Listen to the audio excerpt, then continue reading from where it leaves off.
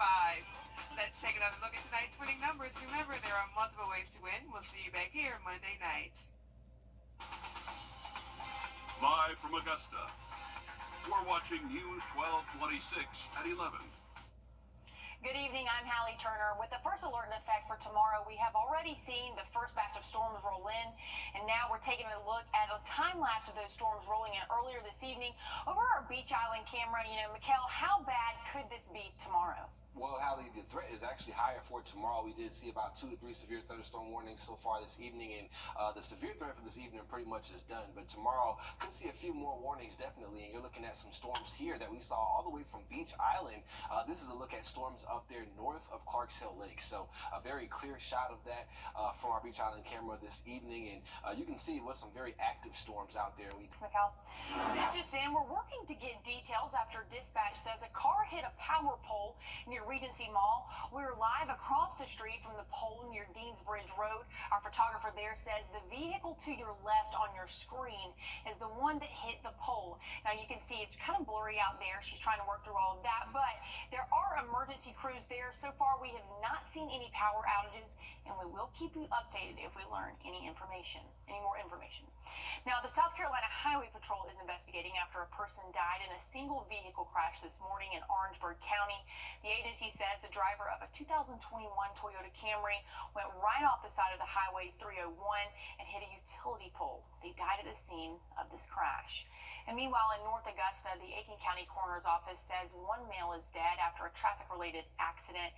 Officials say the victim was riding on the back of a truck when he fell off and was run over by a trailer the truck was pulling. Deputies say it happened just after 4 Friday afternoon on Northside Drive in North Augusta. The victim was taken to a local hospital where he died. And the Richmond County Coroner's Office has identified the victim of a deadly shooting this morning. Officials say 53-year-old Monique Hawes, who lived on Madrid Drive in Augusta, was found dead. They found her lying in the middle of Danbowles Road with a gunshot wound. An autopsy has been scheduled, and the coroner's office says her death is being investigated as a homicide. And Georgia State Patrol has released their preliminary findings after a deadly crash that killed 3 people on Deansbridge Road. The driver of a vehicle crossed into oncoming traffic at Etterly Road and hit a vehicle head-on. The coroner's office says the vehicle burst into flames, and GSP's report says a Blythe police officer tried to pull over the driver of a Mercury Sable for speeding, and then they started a pursuit when the driver refused to stop. After roughly a mile of a chase, the driver hit the truck going in the opposite direction, and in the report, the Richmond County Coroner's Office said 3 people in the Sable died at the scene of the crash. And more overnight lane closures on I-20 are starting today. They are expected to run through next Saturday. So from tonight until Wednesday, one right lane of I-20 westbound from mile marker 1 in South Carolina to mile marker 200 will be closed from 8 in the evening to 6 in the morning. That shifts starting at 9, then that shifts to starting at 9 to 10 on Thursday. One eastbound lane will be closed from mile marker 200 to mile marker 1 from 9 a.m. to 7 a.m. Sunday, 9 a.m. to 7 p.m. Monday, and Tuesday before going to 10 p.m. Wednesday night. And new rules took effect today impacting anyone buying or selling a home. The change comes after a massive settlement of antitrust lawsuit that alleged home sellers were forced to pay artificially inflated commission to agents. CBS's Elise Preston has more. The property was built in 1983 and has vaulted ceilings. Danielle Etney is the realtor for this house in Inglewood, California. While she waits for a buyer, beginning today, the way she and agents across the country get paid is changing. Any commission for a buyer has to be done up front while you are submitting an offer. This is cute. Would-be buyers, as part of a $418 million realtor antitrust settlement, will have to sign a payment contract before an agent even shows them a home. It is supposed to be better for the buyer for transparency's sake. And that's fine. We want to be transparent. Home sellers no longer have to offer compensation to the buyer's agent. Typically, the seller has paid the commission that is usually split between the listing and buyer's agents. Now, the home buyer could have to cover that cost. The realtor will be able to talk about the services that they will provide and the consumer can negotiate how much they are willing to pay for the services that are being provided. These commissions can add thousands of dollars for buyers hoping to find something affordable. Redfin says nearly 1 in 10 homes nationwide is valued at least $1 million. Find a really good realtor who can kind of help you through all the steps of the process. Now, this has been somewhat of a sluggish summer for home sales, but buyers and sellers may jump back in next month when the Federal Reserve is expected to cut interest rates. And the second year of the Active Dad's Ice Cream with Dad took place today at Whip Creamery on Fury's Ferry Road. The organization, the Active Dad, works to foster a sense of togetherness among dads by helping organize events like this. Fathers, grandfathers, and male guardians were able to share ice cream with their kids, but the event was about more than just having an excuse to get some ice cream. One father described how being out in the community can help.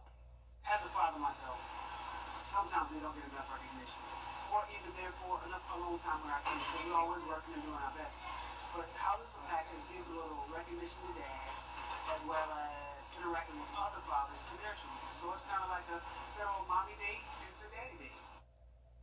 And one of the organizers who actually grew up in Augusta said being part of the Active Dad program for him is about helping build the community and helping change people's lives. And a great initiative right there, Allie, just something that we love to see.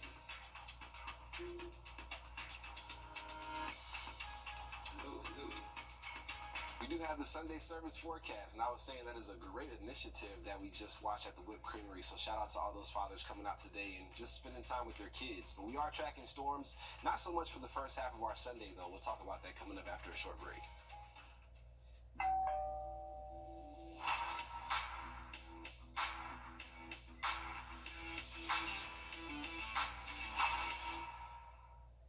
The truth is, responsible for the content of this advertising. And we're taking another live look after dispatch says a car hit a power pole near Regency Mall. We're live across the street from the pole near Deansbridge Road. Our photographer there says the vehicle to the left of your screen is the one that hit the pole. You can see police and emergency crews are still there, and so far we have not seen any power outages. And another thing that law enforcement officers just pulled up, that power pole is down. You can see in the middle of your screen, and we'll keep you updated as we learn more. And now to Missouri, where family and friends are continuing to pray for the recovery of a police officer critically injured during a protest last week. Melanie Johnson spoke with the officer's sister about the outpouring of support her brother is receiving from the community. When he wakes up, I want him to know and see all the support from the community. Know that he's loved, his family and friends are there. We've been by his side. For Christina Bailey, the anticipation of her younger brother. Amazing son, brother, and of course father to his 2 daughters. Travis T.J. Brown, opening his eyes, comes with the love of seeing him blossom from a boy to a man. Just as a kid, he's always been really happy. That smile you hear everybody talking about, he's had that same smile since he's been a boy. She, along with his mother and siblings, have been by the Ferguson police officer's side around the clock after he was hurt during a protest Friday. This week, he underwent surgeries to address the swelling on his brain. How's he doing now? Yeah, I mean, he's still in critical condition, but things are progressing. We're hoping and praying, and we're believing that he will wake up this weekend. The recovery expected to be a long one, but his circle is faithful that his smile will return again, along with TJ's dance moves. He's just a person of empathy. He knows how to connect with people very well. He's just a fun, loving person. I don't know anyone who has met him that does not love him. And to see the community he poured so much into pour back into him with the hearts, hands, hopes, and prayers for a life dedicated to service. I don't know if we could make it without the support of the community. The outpouring of love and support has been, it's just been amazing. He loves what he does, and we're proud of him, and we just want him to get better. Now, police say Brown was injured during a protest that marked 10 years since the police-involved shooting of Michael Brown. Investigators say the protest was mostly peaceful, but a small group of demonstrators tried to tear down a fence near the police station. One demonstrator allegedly charged at Officer Brown and knocked him to the ground. Brown suffered a serious brain injury that has left him, again, in critical condition. An open A and Chrysler Dodge Jeep Ram Fiat makes buying easy. Disney's Deadpool and Wolverine is now the highest grossing R-rated film since the 2019 Joker movie. The comic book sequel has generated more than $1 billion at the global box office. The movie was released on July 26th and collected more than $200 million in its U.S. debut. And it had the 6th biggest opening weekend of all time. Now, I have never watched this. I don't plan on watching any of this. I don't know if you guys watch this. You seen it? I've seen it twice already. Wow. My dad and brother have seen it though, so I'm late. I'm a huge Marvel fan. I gotta go see them right when they come out. Exactly. These are two of the biggest characters, arguably, maybe to some, but I mean, they're especially Wolverine. Deadpool, to some people, maybe.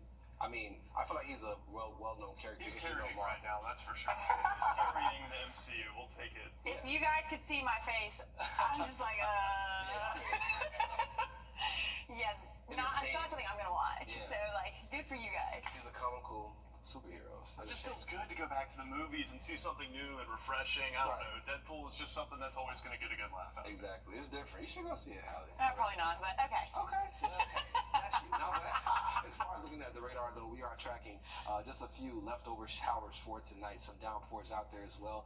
Some of the heaviest rainfall right now falling around the area of the city of Aiken and just south of the city as well, in between Aiken and New Ellington. So we'll definitely watch out for more of these rain chances for the next few hours around the region. But as we continue past midnight, a lot of us should begin to dry out. Tomorrow, though, watching out for some severe storms. So definitely keep the app nearby. If you haven't downloaded it yet on your phone, do that. And those weather alerts could definitely become helpful for tomorrow. A much drier and improved forecast. We're talking about 80s for highs Tuesday, mornings in the mid to low 60s by Wednesday. In August, that's almost like that sounds nice. Thanks so much for joining us tonight. We'll see you back here tomorrow at 6 a.m.